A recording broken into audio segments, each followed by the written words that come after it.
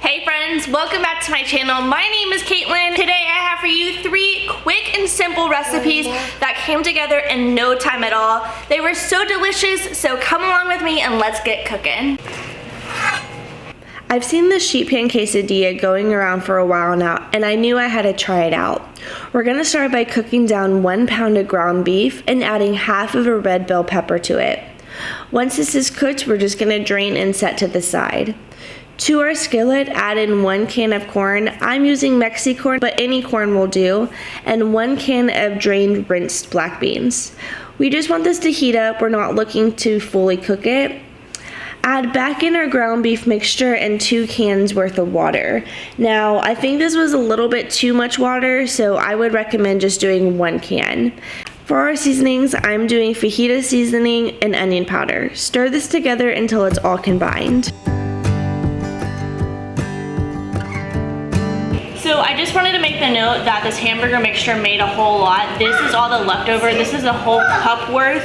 So if you have more tortillas, you could definitely make another batch, or you could save this and have burrito bowls for tomorrow, put some sour cream, cheese on top. So it's definitely makes enough for 2 meals.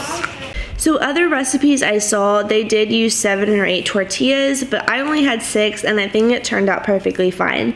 So I'm just scooping my mixture. As you can see, I am using a spoon with slots in it because, like I said, I did have a little bit too much water and this made it work out totally fine. On one side, I am going to add some jalapenos for myself and then just top this with cheese. Once you have it to your liking, you're just gonna fold it and then put a baking sheet right on top.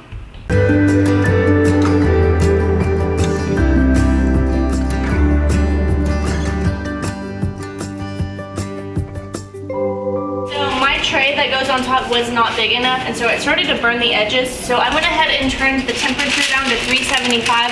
I'm going to put a layer of parchment paper on top of it to see if that will help, and then go back in with my other tray right on top, and then go in for the remaining amount of time and see if that helps it from not burning on both sides. At 425, I had it on for 7 minutes. I dropped it down to 375 for about 15 minutes or so. I went ahead and took the top off. It is pretty crunchy, so you could put it in if yours wasn't burning. You could put it in for an additional 5 minutes, the original 425 time with the baking sheet on top, but I think it is nice and fine, so I'm gonna go ahead and serve it up.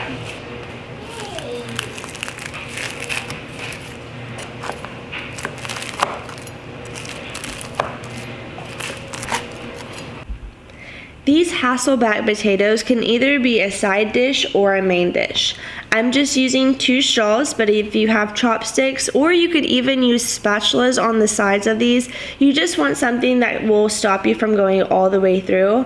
And I just did a few slices down the back of this potato and kind of spread it out just a little bit. For our butter mixture, I have 2 tablespoons of butter with a splash of olive oil. Seasonings are ranch seasoning, onion powder, garlic powder, and salt and pepper. Now my butter was melted at this point, so I just kind of stirred it together and then placed this in the microwave for about 15 seconds. Once melted, we are just going to brush this over our potatoes, making sure to soak it all the way in. So I did go through and kind of pull my potatoes apart. They were a little hard for these smaller ones, and I just wanted to make sure that I didn't break any of them. So just pour your butter right on top, and we are gonna place this in the oven at 450 for 40 minutes. Once cooked through, I added cheddar cheese to 2 of mine and goat cheese to the other, placing this back in the oven for about 5 minutes.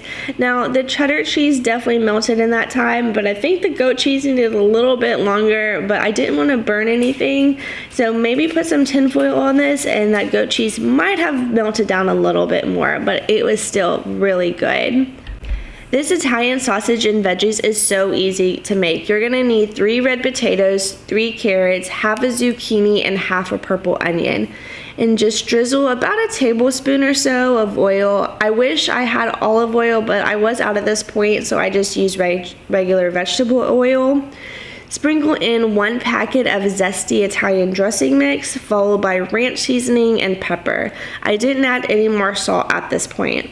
Cover this with tin foil and set to the side. For our meat, I'm using spicy Italian sausage from Kroger's left in its casings.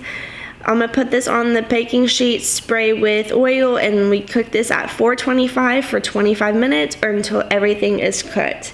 They do get a little brown, but it's not burnt, and they turned out perfectly fine.